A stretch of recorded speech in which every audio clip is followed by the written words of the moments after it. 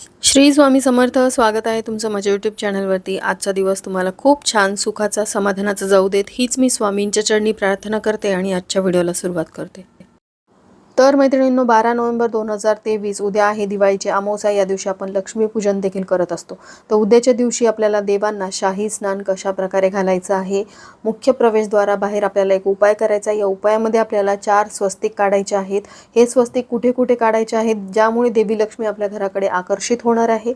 आणि उंबरठ्याच्या बाहेर अशा कोणत्या 2 प्रभावी रांगोळी आपल्याला काढायच्या आहेत आणि त्या कोणत्या बाजूला काढायच्या आहेत, ही संपूर्ण माहिती आजच्या व्हिडिओमध्ये शेअर करणार आहे. त्यामुळे व्हिडिओ स्किप न करता शेवटपर्यंत बघत राहा.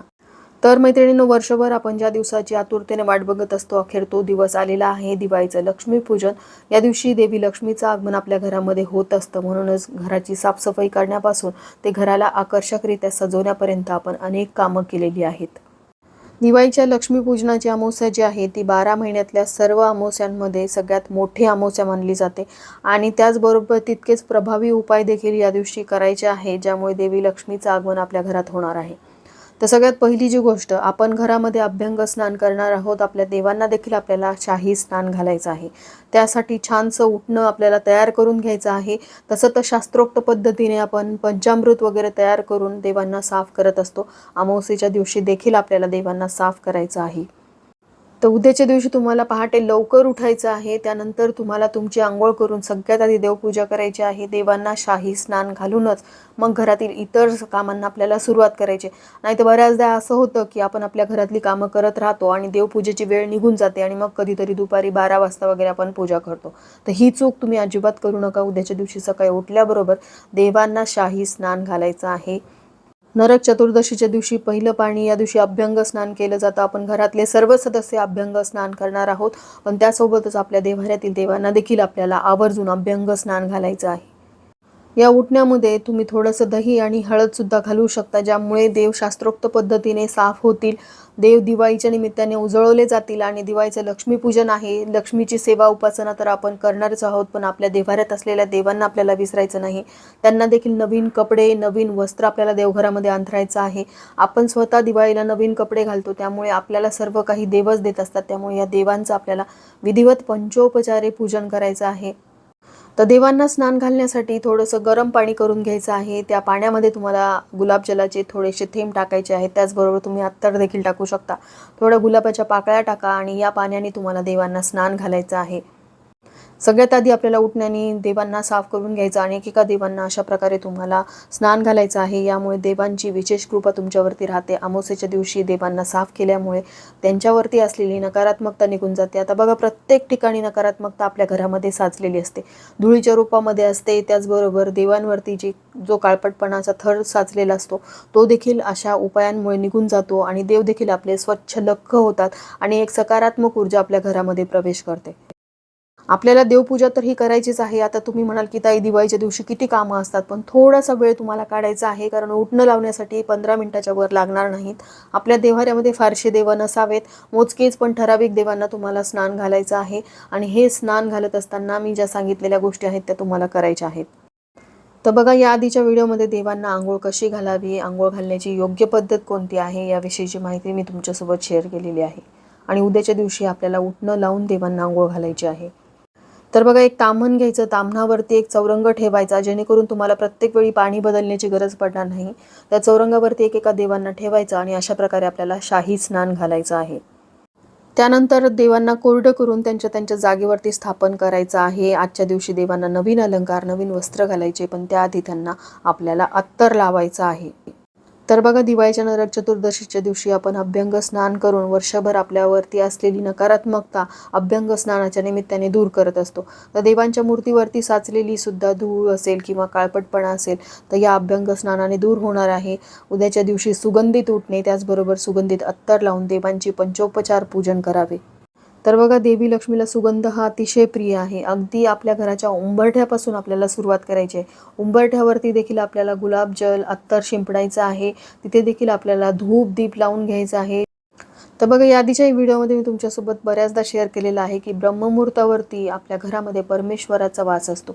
म्हणजेच पहाटे 3:30 ते 6:30 या वेळेमध्ये जर आपण देवपूजा केली, देवांना अभ्यंग स्नान घातलं, तर परमेश्वर या गोष्टीसाठी साक्षी राहतील आणि त्यांचे कृपाशीर्वाद तुम्हाला लाभतील. त्यासोबतच देवी लक्ष्मीचं आगमन देखील सकाळी म्हणजेच ब्रह्ममुहूर्तावरती आणि दिवे लागणीच्या वेळेस असं 2 वेळा आपल्याकडे लक्ष्मी येत असते. त्यामुळे या गोष्टी जर तिला करताना दिसल्या तर ती आपल्या घराकडे निश्चितपणे आकर्षित होईल आणि आपल्या घरामध्ये स्थिर अखंड राहण्यासाठी मदत होईल. तर बघा, या आधीच्याही व्हिडिओमध्ये मी तुमच्यासोबत ही माहिती शेअर केली होती की ज्या प्रकारे आपण आपल्यासाठी स्वतःसाठी नवीन कपडे घेणार आहोत, नवीन अलंकार घेणार आहोत, अगदी त्याच प्रकारे देवांना सुद्धा आपल्याला नवीन वस्त्र, नवीन अलंकार आणायचे आहेत. घरामध्ये असलेल्या सर्व जुन्या वस्तू काढून टाकायच्या आहेत, ज्यामध्ये देवांचे जुने झालेले वस्त्र असतील, अलंकार असतील, देवघरात टाकण्यासाठीचं कापड असेल, ह्या सर्व गोष्टी आपल्याला दिवाळीच्या आधीच फेकून द्यायच्या होत्या. त्या तुम्ही फेकून दिलेल्याच असतील, पण ह्या नवीन वस्तू उद्याच्या दिवशी आवर्जून वापरायच्या आहेत. उद्याच्या दिवशी देवांना पंचोपचार पूजेमध्ये देवांना शाही स्नान, त्यानंतर आपल्याला गंध, अक्षत, फूल, धूप, दीप, नैवेद्य अर्पण करायचं आहे. आपल्या घरामध्ये जे काही फराळाचं बनवलेलं असेल ते फराळाचं देवांना नैवेद्यामध्ये अर्पण करायचं आहे. दुपारी आपण जे स्वयंपाक बनवणार आहोत तो देखील आपल्याला देवांना दाखवायला विसरायचं नाही. संध्याकाळी लक्ष्मीपूजनाच्या वेळेस आपल्या घरामध्ये पूर्णावरणाचा जो नैवेद्य दाखवायचा आहे तो लक्ष्मीला सुद्धा दाखवायचा आहे. त्यासाठी वेगळं एक ताट आपल्याला तयार करायचं आहे आणि त्याचबरोबर देवांना सुद्धा आपल्याला एक वेगळा नैवेद्य दाखवायचा आहे. मग ते ताट तुम्ही स्वतः जेवणासाठी घेऊ शकता, असं नाही की त्यासाठी तुम्ही थोडे थोडे नैवेद्य बनवावेत, कारण नैवेद्य खूप सारे बनवून त्यासाठी गाय पण मिळायला हवी आणि या नैवेद्याचा अवमान होऊ नये याची आपल्याला काळजी घ्यायची आहे. त्यामुळे लक्ष्मीपूजनासाठी जे काही नैवेद्याचं तुम्ही ताट तयार केलं असेल किंवा देवांसाठी ताट तयार केलेलं असेल ते तुम्हाला स्वतःसाठीच वापरायचं आहे. देवांना नैवेद्य दाखवून झाल्यानंतर 15 ते 20 मिनिटानंतर तुम्ही ते स्वतः खाऊ शकता. अशा प्रकारे उद्या आपल्याला देवांचं पंचोपचारे पूजन करायचं आहे.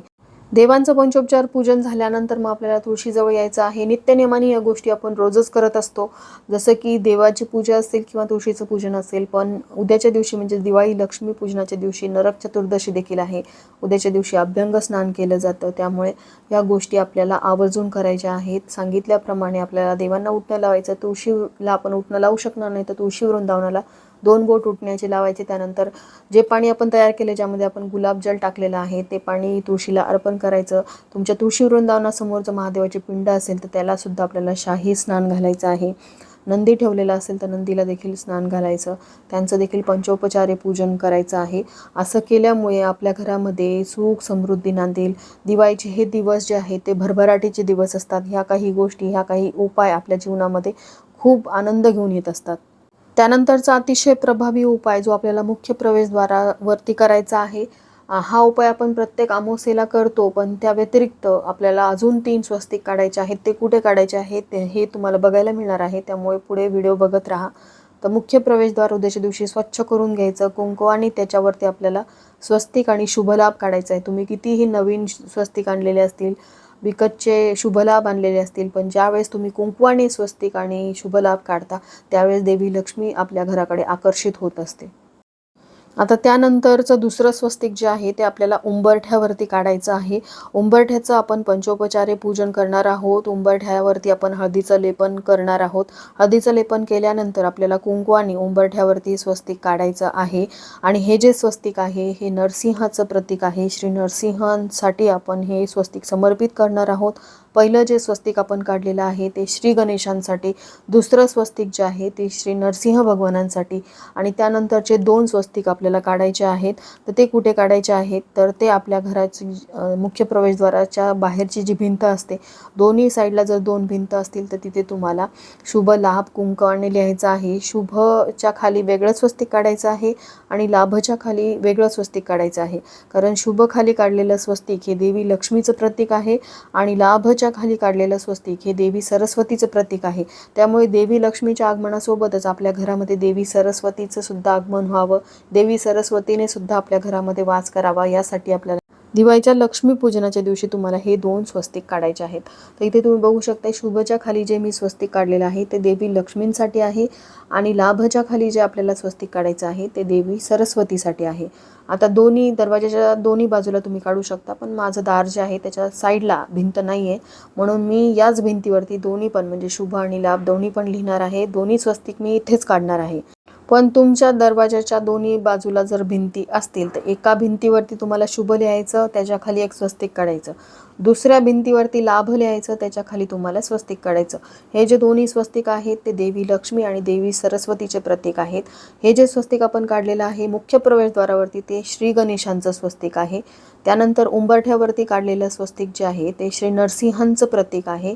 आणि आपल्या भिंतीवरती काढलेले जे 2 स्वस्तिक आहेत देवी लक्ष्मी, देवी सरस्वती, हे 4 स्वस्तिक तुम्ही ज्यावेळेस तुमच्या घराच्या मुख्य प्रवेशद्वारावरती काढता त्यावेळेस देवी लक्ष्मीचं सायंकाळी दिवे लागणीच्या वेळेस तुमच्या घरामध्ये निश्चितपणे आगमन होतं.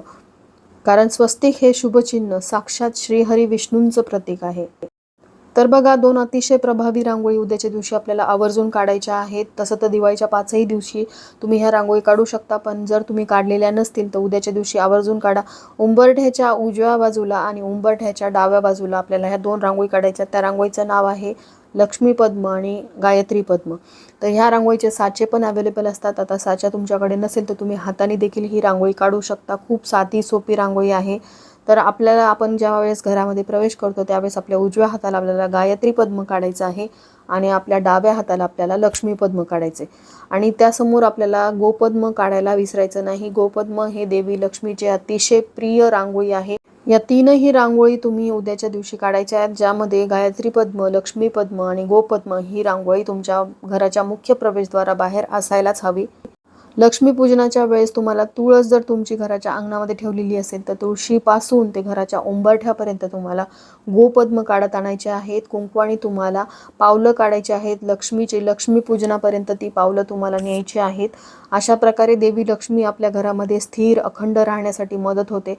माझ्या सर्व यूट्यूबच्या फॅमिलीला, ताई असतील, दादा असतील, सर्वांना कळकळीची विनंती की हे सर्व उपाय तुम्ही आवर्जून करावेत. ही आलेली दिवाळी तुमच्या घरामध्ये सुख, समृद्धी, भरभराट घेऊन येऊ देत. देवी लक्ष्मीचा अखंड स्थिर वास तुमच्या घरामध्ये राहू देत. हीच मी स्वामींच्या देवी लक्ष्मीच्या चरणी प्रार्थना करते आणि आजच्या या व्हिडिओला इथंच एंड करते. व्हिडिओ आवडला असेल, हेल्पफुल वाटला असेल तर लाईक, शेअर, सबस्क्राईब करायला विसरू नका. भेटूया तशाच एका नवीन व्हिडिओसोबत. तोपर्यंत सर्वांना श्री स्वामी समर्थ.